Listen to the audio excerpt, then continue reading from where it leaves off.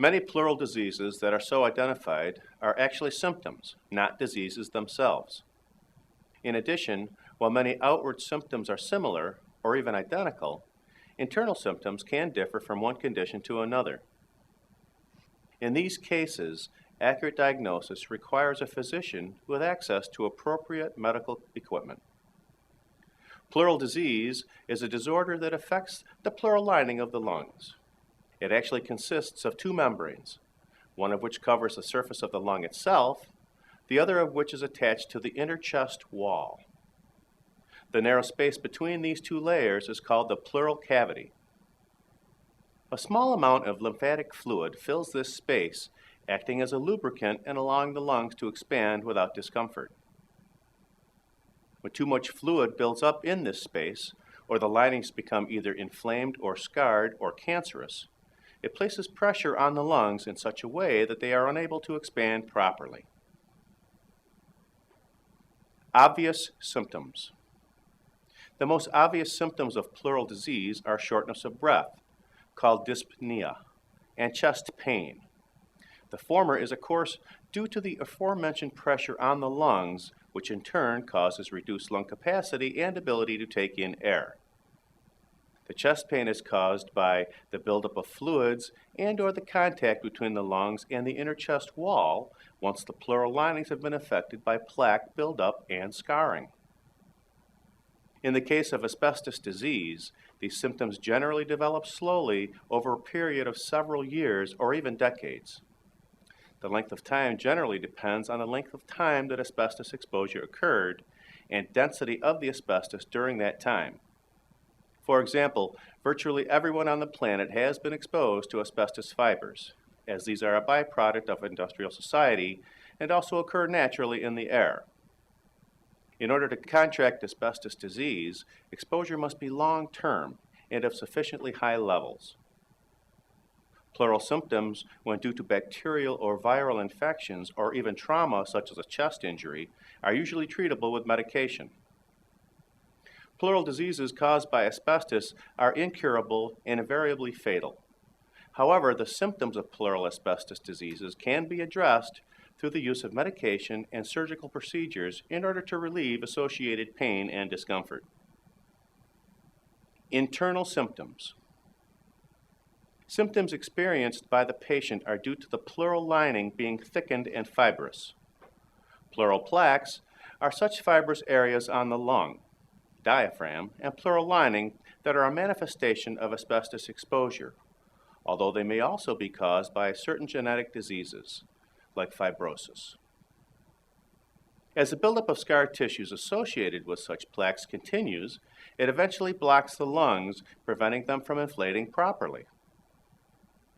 Pleural effusion is another condition associated with pleural disease.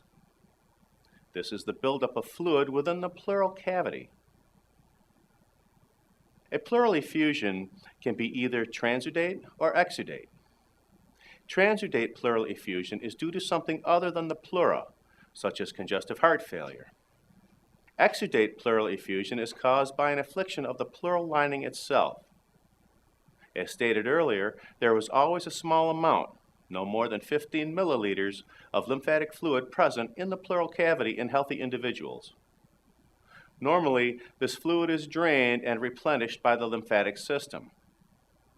However, if fluid production is excessive and/or something affects the lymphatic system's ability to drain said fluids, a buildup will result, placing the same type of pressure on the lungs and restricting their ability to expand. Pus, the byproduct of bacterial infection, can also build up in the pleural cavity. Known as empyema, it is actually the byproduct of the immune response known as inflammation, which itself is the body's attempt to destroy the invaders. The pus itself consists of a protein fluid and spent white blood cells. Both cases can be a result of asbestos-related disease. Since asbestos fibers are inorganic, they cannot result in an infection per se.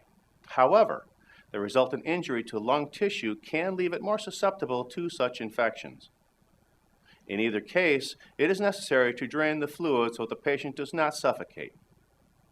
This involves the insertion of a special needle, called a cannula into the pleural cavity and allowing the fluid to drain into a bag or bottle through a tube. This may take anywhere from a few minutes up to 2 days, depending upon how much fluid has accumulated. In the case of cancer patients, the draining process, called thoracentesis, will likely need to be done repeatedly, since the pleural effusion will probably be recurrent. Other symptoms. Additional symptoms of pleural disease are nonspecific. While associated with mesothelioma, coughing, night sweats, unexplained or unintentional weight loss, and persistent cough are not unique to this condition. Because so many symptoms are nonspecific, particularly in the early stages, mesothelioma can be difficult to detect.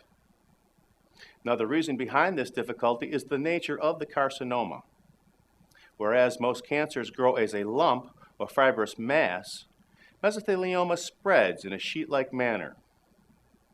If one has worked in an industry in which asbestos was used, it is vital to get frequent checkups. If any symptoms associated with pleural disease should become manifest, it is especially important to get a referral to a qualified oncologist, as these specialists are trained in issues related to cancer. Final determination as to whether or not the disease is mesothelioma will ultimately be determined through a biopsy or analysis of an actual sample of lung tissue by a pathologist. Like most cancers, mesothelioma is most treatable in the early stages. Thank you for watching. This video was produced by Asbestos.Net, a leading resource on all aspects of asbestos and mesothelioma.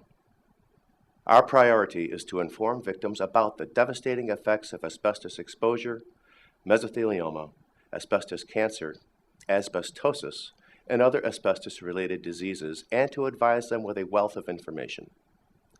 Individuals whose lives have been touched by mesothelioma have numerous questions and concerns. Their caregivers and family members also need accurate, reliable information.